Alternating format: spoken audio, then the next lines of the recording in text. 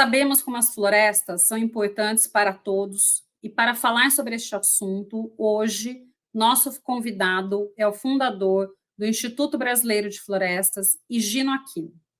Ele explicará a diferença entre florestas nativas e florestas exóticas, e também como é possível investir em uma floresta plantada, logo após a nossa vinheta.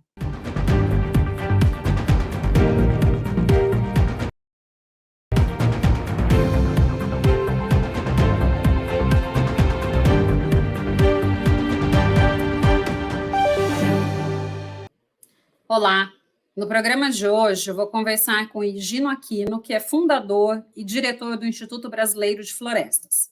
Ele irá falar sobre reflorestamento de espécies nativas e exóticas. Olá, Higino, tudo bom com você? Olá, Renata, tudo bem? É um prazer muito grande estar aqui para conversar sobre esse assunto contigo e todos os espectadores aí. Bacana. Higino, antes da gente então entrar no tema, conta um pouquinho sobre a sua experiência profissional, sobre sua formação. Eu sou administrador de empresas. Desde o início da minha carreira, eu me dediquei a projetos florestais, né? E tanto envolvendo, no início, florestas nativas, que seriam as florestas com finalidade conservacionistas, né? E também a floresta exótica, que é a floresta que a gente cultiva para um determinado fim comercial. São as florestas, plantios artificiais com finalidade comercial, né? Então, já atuo aí há mais de 25 anos no segmento, e hoje eu estou à frente do Instituto Brasileiro de Florestas, e a gente desenvolve aí projetos florestais em todo o Brasil, né? Ajudando pessoas, investidores, produtores, empresas, a desenvolver projetos, tanto projetos voluntários para finalidades conservacionistas e projetos de investimento também visando lucro, né, com o cultivo de florestas. Essa aí é a minha trajetória profissional, aí, toda ela voltada à floresta. Não, perfeito. E Gino, já que você tocou, né, na questão do Instituto Brasileiro de Florestas, conta um pouquinho o que é o Instituto Brasileiro de Florestas e quais as alternativas aí desenvolvidas para a conservação das florestas nativas que o Instituto desenvolve. Bom, Renato, o Instituto Brasileiro de Florestas é uma empresa de reflorestamento, basicamente, né? Aqui nós trabalhamos com o reflorestamento comercial, que é aquele que visa a extração da madeira ao final do ciclo, e também aquele reflorestamento conservacionista, aquele que visa a proteção daquela unidade florestal pela eternidade, vamos dizer assim, né? Então, o Instituto ele atua nessas duas frentes, né? Nós iniciamos primeiro com essa frente conservacionista, depois introduzimos com essa outra atividade o cultivo de exóticas, né? Nós fundamos o Instituto em 2006, né? Uma empresa privada fundada eu juntamente com meus irmãos, e passamos aí a partir daí, eu digo assim que a gente planta árvores, né? Então essa é a nossa atividade, a atividade que a gente vem desenvolvendo aqui. Atividade de plantio tanto comercial quanto conservacionista a gente desenvolve no Brasil inteiro e também distribui sementes, material para viveiro, para outras atividades parecidas com a nossa. Tá. Assim, as florestas, né, nativas, conservacionistas, na verdade, elas seriam mais as nativas, é isso? Que são as espécies Exatamente. Ali daquela região, é isso? Exatamente. O trabalho de conservação, ele busca aquela característica da vegetação anterior daquela região. Então, há que se respeitar aquelas espécies que habitavam aquele local, para a gente buscar ao máximo aquela fisionomia anterior, né? Uhum. Então, resumindo, é assim que funciona. Pode falar, desculpa, te cortei. Então, em cada região você tem uma fisionomia diferente, daí você busca um trabalho de conservação diferente. Então, você tem que ter um trabalho de rede de sementes, buscar coletores de sementes, pessoas que têm sementes para resgatar espécies que estão ameaçadas de extinção, por exemplo. Isso é um trabalho muito importante que a gente tem feito aqui. Então, essa rede de conhecimento também ela é muito importante, porque não basta somente executar, você tem que ter o conhecimento, saber qual espécie vai plantar, em qual região que vai plantar. E não só a espécie em determinada região, na localização também é muito importante, porque tem espécies brejosas, tem espécies que já têm características de solo que tem que ser respeitada, né? Além da característica regional da espécie, né? Então, tem espécies que a gente chama que se desenvolvem reboleiras, né? Que são aquelas espécies que acabam dominando uma determinada região. Isso é comum, isso deve ser respeitado, então. Então, é um trabalho de conhecimento também. O trabalho de conhecimento. Não, perfeito. E essas florestas daí plantadas, que acho que são as exóticas, quais são as principais espécies? Hoje, as principais espécies exóticas são o pinus e o eucalipto, né? Então, o eucalipto foi introduzido já há algumas décadas no Brasil, já somado o plantio no Brasil, acredita-se que tem em torno de 10 milhões de hectares, né, de espécies exóticas, entre pinos e eucaliptos e outras, vamos dizer assim, né? Essas outras entrariam o cedro, o mogno africano, a teca, são as espécies que a gente chama aí de madeira dura tropical. São aquelas espécies que têm um crescimento um pouco mais lento e a finalidade normalmente um pouco mais nobre, né, do que o pinus e o eucalipto, que é conhecido no mercado de madeira como softwood, que são as madeiras leves, né, para atender o mercado de madeira especificamente. E as madeiras duras tropicais, como o nome diz, né, são as madeiras duras, madeiras mais pesadas, madeiras mais duráveis, tem um valor maior de mercado, porém, o tempo de maturação dessa espécie, o tempo de crescimento dela no campo é mais longo. Então, são segmentos distintos aí dentro do setor florestal, né? Tá. Não, bacana. E me fala uma coisa, qual que é o cenário das florestas plantadas aqui no Brasil? Olha, o Brasil, ele vem crescendo muito, o setor de florestas plantadas. É um setor bastante sustentável. Embora a gente fala floresta no Brasil, remete à ideia do desmatamento, que é uma coisa ruim. Quando a gente fala de florestas plantadas especificamente, é um setor que vem ajudando muito na questão ambiental. O setor de florestas plantadas, comparado a outros segmentos do agronegócio, é o setor que mais conserva a floresta natural. Então, se você hoje, normalmente, você tem uma propriedade destinada inteiramente ao cultivo de florestas plantadas, artificial, normalmente você tem ali 50% de florestas plantadas, o restante são florestas naturais, que são preservadas, porque ali ele preserva a PP, preserva a reserva legal, e ele tem ali também os corredores ecológicos, né? E tem áreas que realmente não tem aquela viabilidade de se plantio em área total, então acaba preservando normalmente mais do que os outros setores do agronegócio. Então, sai à frente de florestas plantadas aqui no Brasil. É um exemplo aí, no caso, quando a gente fala dentro do segmento do agronegócio. E o setor também, pela característica, né, da atividade, tem um papel ambiental muito importante, porque sequestra carbono, né? A atividade de plantio de árvores, ela sequestra o carbono da atmosfera, retém ali no solo, no subsolo, e esse trabalho ele é muito importante para o meio ambiente também, né? Além, né, de colocar assim, um trabalho muito importante, que a cada floresta plantada, você está preservando uma floresta nativa. Isso é muito importante.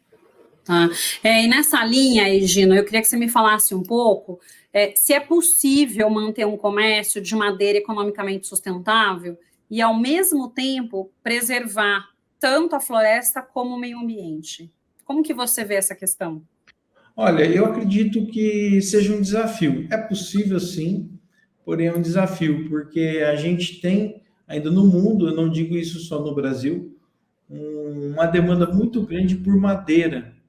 Madeira de vários tipos de madeira, desde as madeiras leves, que a gente citou no caso aqui, que são atendidas com pinos e eucaliptos, mas as madeiras duras também. Então é um desafio muito grande ter um setor, vou colocar assim, um setor madeireiro mais sustentável por conta do hábito que se tem e da demanda que é muito grande.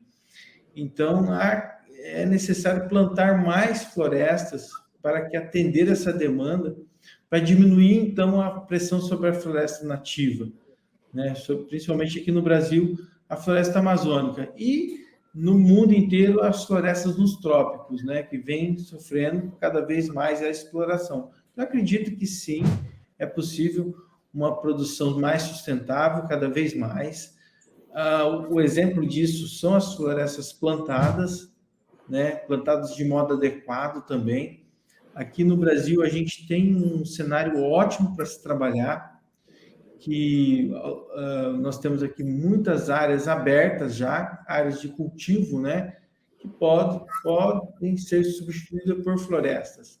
Um exemplo clássico são as pastagens degradadas, né? A pastagem degradada ela tem uma produção baixa ali da pecuária, por exemplo, e a maioria das áreas de florestas plantadas ocupam essas áreas, né? Então, que tem uma relação ali de emissão de carbono que não é tão positiva, que na verdade é negativa, né? Quando a gente fala aí com relação à emissão de gases de efeito estufa.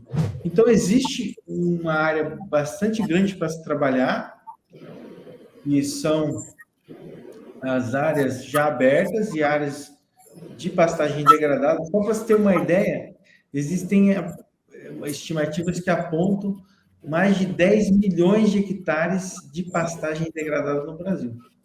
É praticamente o tanto que a gente tem de floresta plantada, que já é uma quantidade expressiva, né? Então, tem muita área para trabalhar. Tá. E, Gino, me conta uma coisa, né? Esses tipos de madeira, o pinus, e essas madeiras mais duras, né, como a teca, qual que é o tempo do crescimento dessa árvore, né? Entre você ter um investimento e você ter o benefício depois com a venda da madeira. E eu queria também que você falasse, em média, qual que é o investimento inicial para quem quer investir em floresta plantada hoje aqui no Brasil?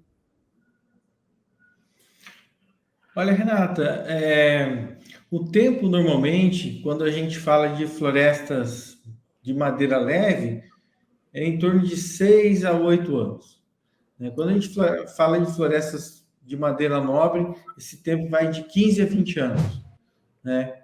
E o investimento ele varia bastante.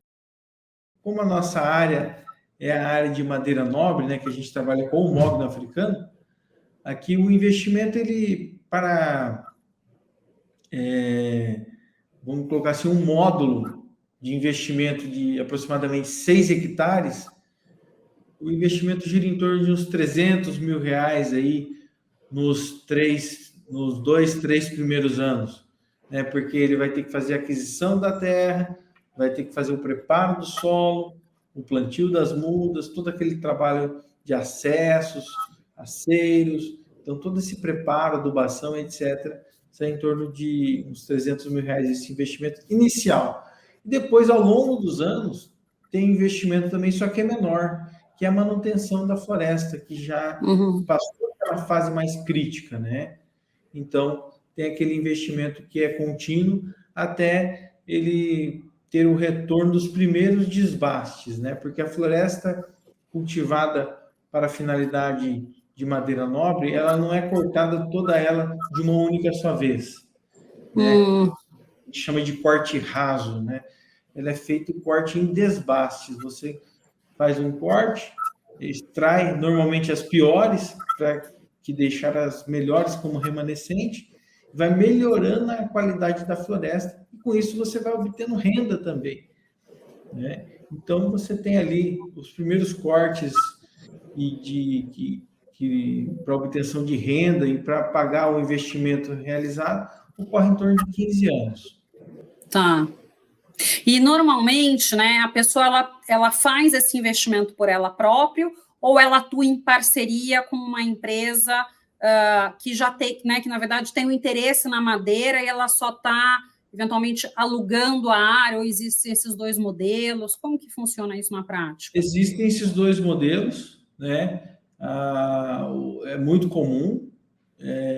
No setor do eucalipto é muito comum, inclusive o fomento, né? A empresa fomenta o plantio, né? E aqui no nosso caso a gente vê no início do nosso trabalho muitas pessoas físicas investindo, né? Profissionais liberais de diversas profissões investindo em plantio de florestas, e depois também empresas de diversos segmentos como um investimento de longo prazo, né? Porque o investimento em floresta ele apresenta algumas características interessantes quando comparado ao investimento no mercado de valores, por exemplo, né? No mercado de capitais. Você tem ali um ativo físico, né? Um ativo seguro, que expressa bastante segurança para o investidor, é um ativo de longo prazo para quem busca uma herança familiar, né? Um ativo também para quem busca uma aposentadoria, uma independência financeira. Então, nesse caso, é bastante procurado por pessoas que queiram constituir ali melhor desenvolver seu patrimônio, uma carteira de investimentos.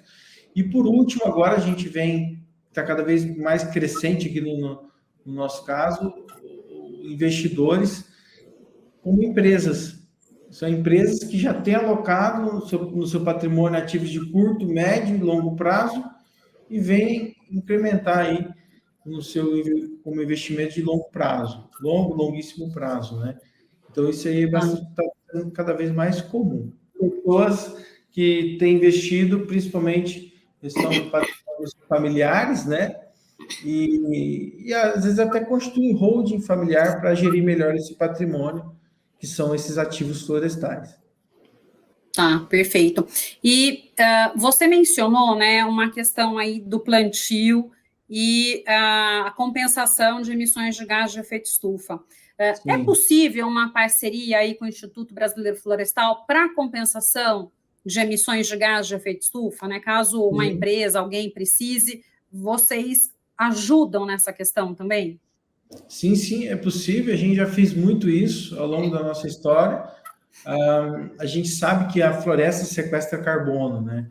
Uma floresta nativa, aproximadamente a cada 7 árvores plantadas dentro de uma metodologia de conservação, em média, sequestra 1 tonelada de carbono. Então, você tem essa métrica que é possível desenvolver, e é possível também as empresas mensurar quanto de carbono emite, através de um protocolo de mensuração, fazer essa compensação, essa neutralização. Pode ser feito de forma voluntária, ou até mesmo aquelas empresas que pleiteiam o crédito de carbono, dentro do mercado obrigatório, no caso, né? Então, é possível das duas formas.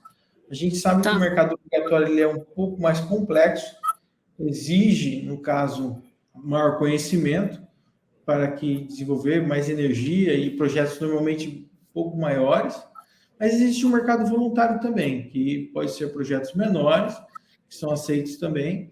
Isso a gente faz muito, já desenvolveu muitos projetos aí para grandes empresas, pequenas empresas que têm interesse em fazer a compensação, a neutralização de carbono com o plantio de árvores, né? Principalmente o plantio de árvores com finalidade conservacionista, né?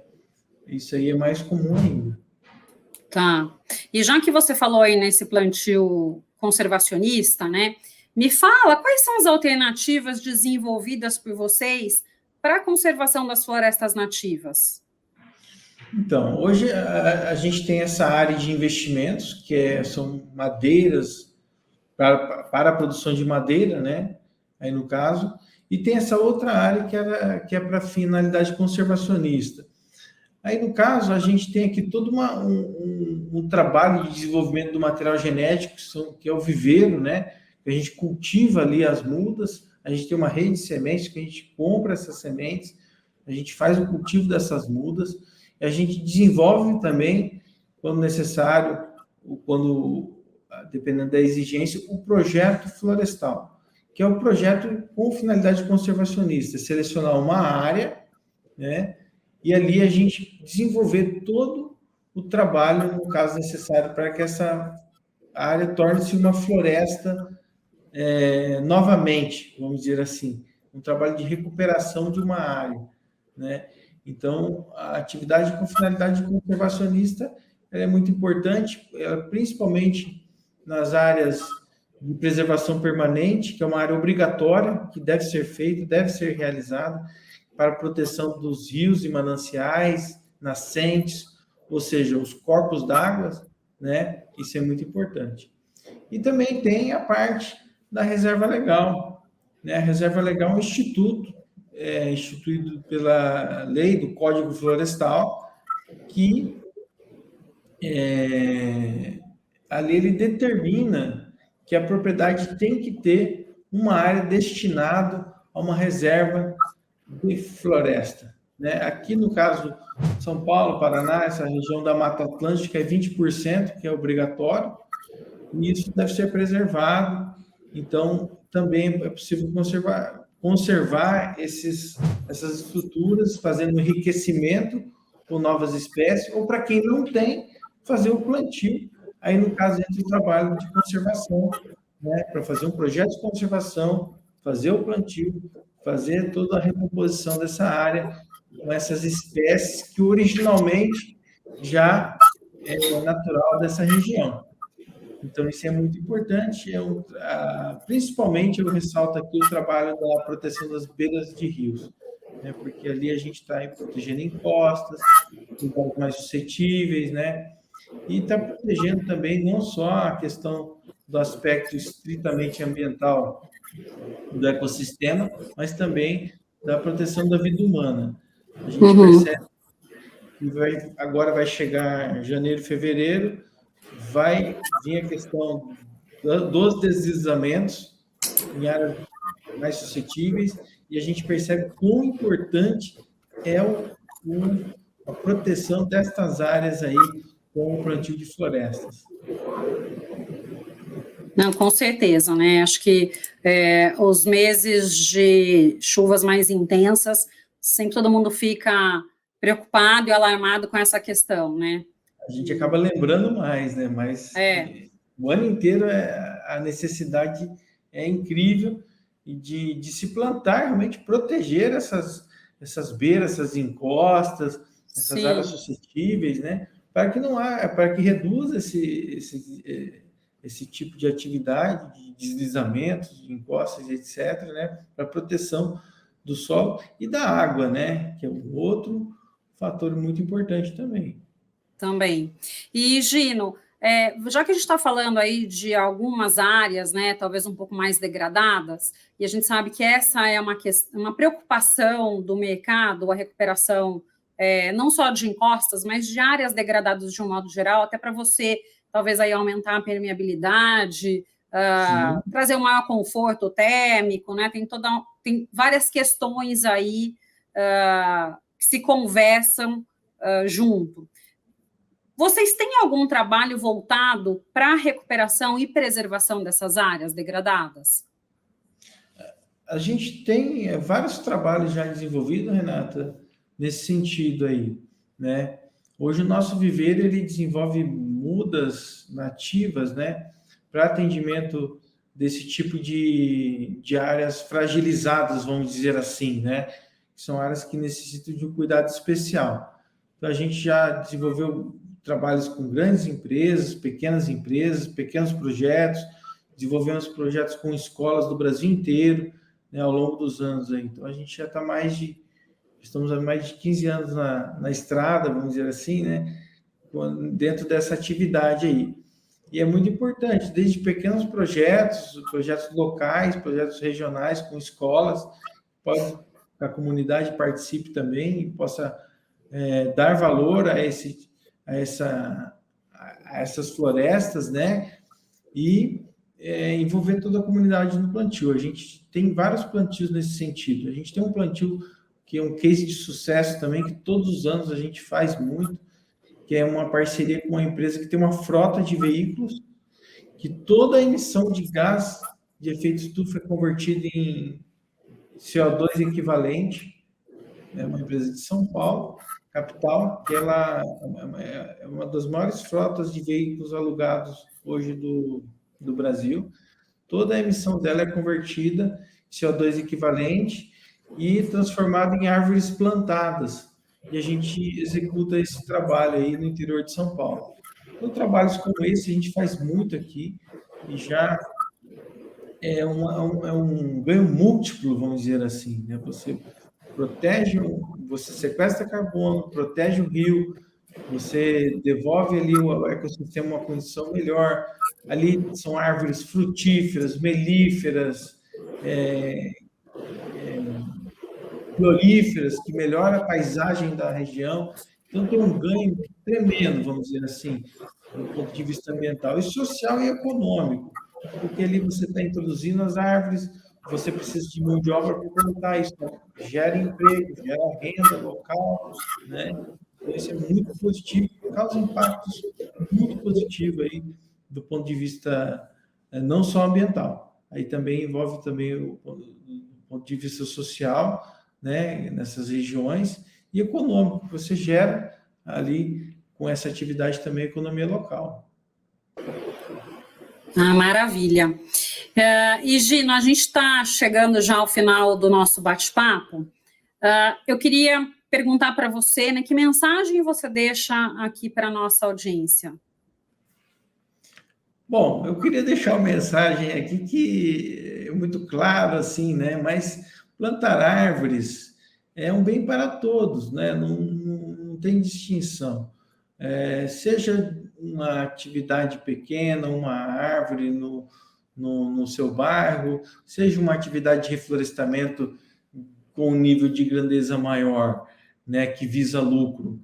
O importante é a gente saber que é uma atividade que é um bem para todos, deve ser respeitada, né? E acho que esse é o recado que eu quero deixar aqui. Eu gosto muito, sou suspeito para falar, trabalho com isso há mais de 20 anos, né? Mas vale muito a pena e o Brasil vai crescer muito essa atividade aí de reflorestamento, com certeza. Não, eu acho que você abordou aí pontos muito importantes, né? Que o plantar árvore, além da questão da paisagem, da beleza, tem todos os benefícios, tanto para o meio ambiente quanto para a gente, né? Então, realmente a gente vê a árvore como um ser vivo que está ali para trazer um benefício, e não, de repente, para complicar a vida, né? Porque muitas vezes a gente escuta, mas a árvore está aqui, está atrapalhando minha garagem, suja minha calçada, e enxergar muito mais do que isso, né? Você trouxe aí uma perspectiva de repente, além de todos os benefícios, ser também um negócio, né? Um meio de investimento de médio e longo prazo, além de todos os benefícios que a gente tem aí com essas árvores plantadas, né, Gino? Então, realmente aí uma visão... Além dela ser um símbolo, né? Um símbolo de uma Sim. biodiversidade, né? Ela traz muitos símbolos, né? E de todo o uso que se tem da madeira, né? Então, o quanto a gente tem que preservar, porque a gente depende muito disso também. Não, com certeza. E, Gino, muito obrigada pela sua participação no nosso programa hoje. Eu que agradeço, Renata. Muito obrigado. Obrigada. Bom, no programa de hoje eu conversei com o Gino Aquino, do Instituto Brasileiro de Florestas. Muito obrigada a você que nos prestigiou até aqui. Deixe seu like, se inscreva em nosso canal e compartilhe. Nos vemos na próxima semana.